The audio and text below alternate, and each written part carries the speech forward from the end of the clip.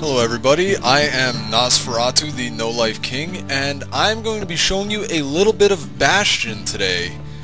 An absolutely amazing game. I've had quite a bit of fun playing this one, so let us... I don't want to lose that. Let's go ahead and start a new one and see where this can get us. Now, I will say, one of the most amazing things about this game is the narrator, and what I'm going to do here is I'm going to see you in the next one. Proper story is supposed to start at the beginning. Try not to talk over him. Ain't so simple with this one. Now here's a kid whose whole world got all twisted, leaving him stranded on a rock in the sky. He gets up, sets off for the Bastion, where everyone agreed to go in case of trouble. Now, this is the cool thing about this game, is that narrator that you just heard, I believe his name is Ruckus in-game. Every little thing I do, he's going to have some sort of little comment, some sort of little quirky thing to say, and it gives you a little bit of lore on the game, and it also really helps the feel of the game progress in a way that doesn't just kind of shove it down your throat. That, along with the interesting style of how the map generates, really gives us a very different feel as far as any action RPGs go. I haven't played any game like this whatsoever. Ground forms up under his feet as it pointing the way. He don't stop to wonder why. Finds his lifelong friend just lying in the road. And the mechanics of touching reunion. The mechanics of the game are fairly simple. Point and click. It was originally a game on the Xbox Arcade, and it was recently ported for a computer. You can tell here and there the attack cursor, things like that, are set up a little differently. They would work a little smoother on an Xbox, but really the controls are nice and simple. WASD for movement, E for item use, shift for, I believe, the shield once you get it, and he sees what's space. left of the rippling walls. Years of work undone in an instant. In the space bar actually is your dodge, which is very nice. So let's go ahead and progress here a little bit. See if we can find ourselves some enemies. That a survivor? No, ma'am. It's a gas fella, forced out from underground. Kid pops him good. Starts to feel his bruises, though. An old repeater falls out of the sky. Ain't a gift from the gods, but it'll have to do. And again, this game has a set number of weapons that you can get, but the nice part about it is you can choose what weapon setup you want to get. Once you get to the Bastion itself, you can alter what weapons you have on them in any combination. They all have their own respective upgrades, and no single weapon, for a while. No set weapon is actually better than another weapon, which is really nice for the gameplay, because I'm personally a ranged fighter, so this repeater here is one of the ones I used, and I also used a very powerful bow, which I will show you in probably another video. By now, so that fountain looks real inviting. Sometimes you just need a drink.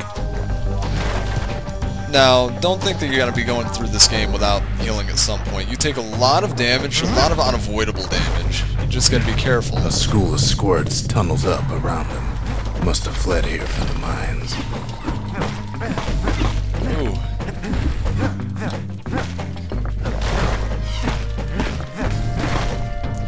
And keep in mind, I'm playing on a doubled up playthrough, meaning I have all of my upgrades and money and achievements from my last playthrough, mainly because I don't want to be losing all of that file through here. So I will be able to show you through the new game, but keep in mind that it's a wonder the old saloon's still standing. Used to have the nicest view. On an original playthrough, you're not going to be doing as much damage as this, and just, like I said, keep that in mind. Another thing that really gets me is the art style of this game. In and of its own right, it's kind of a hand-drawn, high-resolution. He sets foot inside one of Zealandia's famous watering holes. Wait, haven't I? Anyway, Rondé's place just brings back memories. And like I said, it's got an art style that looks like it's all hand-drawn. It's a very high resolution. Kid finds his trusty shield style, and it really, I mean, you don't see very many games that are set up like this. It is a little cartoony. Takes him for a petty thief. 1 second. Clang. Shield saves his hide. This is another one of the nice things, is, really, if you're a very good player, if you're up for last call. good at action RPGs, then you're going to do very well with this game. It's, like I said, not very complicated, it's very straightforward, and the storyline... More squirts start coming out of the woodwork. And the difficulty alterations are very fun, because... A big old fella pops out in front of the kid. While it may seem a little easy at first, you do get the choice a little bit later to alter the difficulty in shrines. And you can sees the way to the Bastion out the window. It's a bit of a drop. Rondé always wanted his ashes scattered here. You can increase the difficulty of the game by activating these shrines, and I have personally never seen anybody do it as far as activating them all at once. I guess it is entirely possible, but it's improbable. I don't know any Soul gamer that is just that good, that still has a life, I should say. He gets a good look at things on his way down. He lands on top of a breaker's bow, and it ain't broke. Here we are. This is the weapon that I normally use as my main hand weapon. Very powerful. A good perch for some target practice. And if you watch, you should draw the string right there, as it flashes, if you release at the right time, I've had a little practice, you'll get a power shot and do quite a bit of extra damage out of it. It's very nice. This is one of my favorite weapons. Good news is the emergency defenses still work. Bad news is they're aiming for the kid. Alright.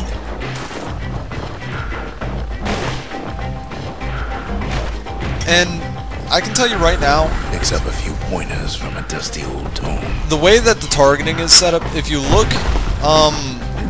your targets actually shoot a little bit low where your targeting reticle is. And I don't know if that's just a byproduct of it originally being coded for an Xbox, or if they intended it that way. He finds the distillery, right next to the arsenal. Tough part of town. One sip of the spirits in that distillery, and the kid'll feel like a new man. Oh, and these different little alcohols, you don't really gain big bonuses for leveling up, but you do get to use a different one of these every time you do level up, and as you can see, they give passive bonuses for each one. I'm just trying to grab these real quick. Doomshine. You know, let's go ahead for that. And Squirt Cider. Alright, there we are. Sorry about that. The arsenal's where the kid can pick the best tools for the job.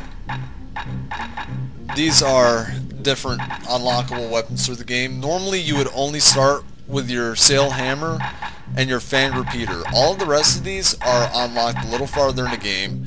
I'm going to go ahead, come on, back to my normal setup here. Something I'm a little more comfortable using. Come on. There we go. And... where is it?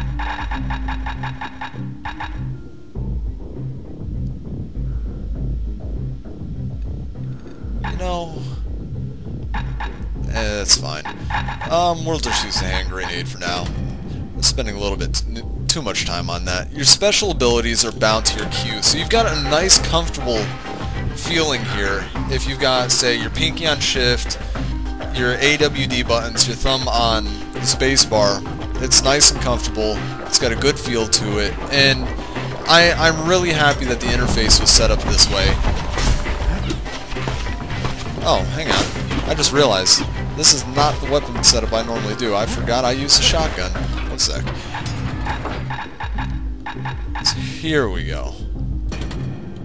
Alright, sorry about that. And, it looks like we've got about 5 minutes left.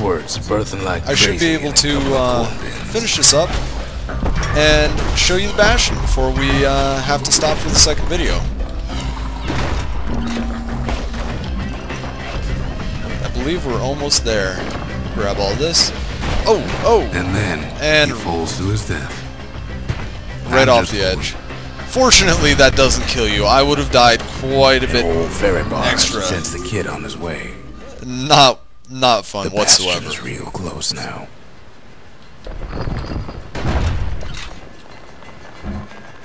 Come on.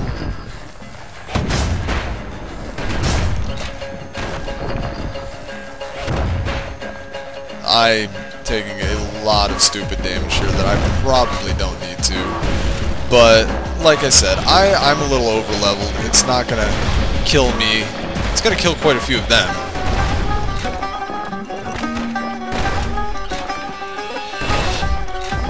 Kid takes a chunk of alloy. Smell of barley and spoiled blueberries fills the air. Alright. Scumbags. Kid maybe shouldn't have done what he just did.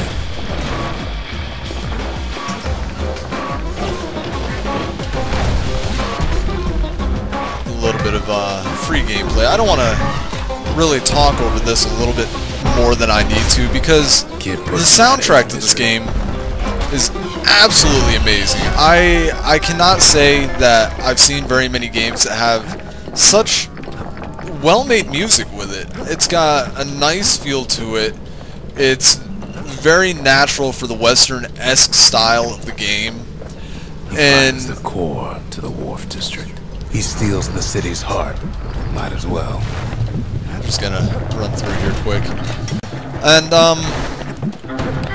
really, doesn't feel like you better get a move on. I would honestly starting to fall. Advise buying the soundtrack version of this game. It was on sale when I got it. I don't believe it's on sale anymore. I believe it's $15 for the regular game, and it's, I would say it's got about 8 hours to go. 8 hours of original gameplay, and then it's got a little bit of replay value, at least 2 or 3 replays. Now the kid sees something stranger still. His mind races. As far as going through and finding all the secrets, unlocking all the items, things like that. It's definitely a game looking back at, and hopefully if the feedback for this is good, tell me down in the comments if you want to see me do more game videos like this. Join us on the server, mc.puegoable.com, and I will see you all next time. You guys have a good evening.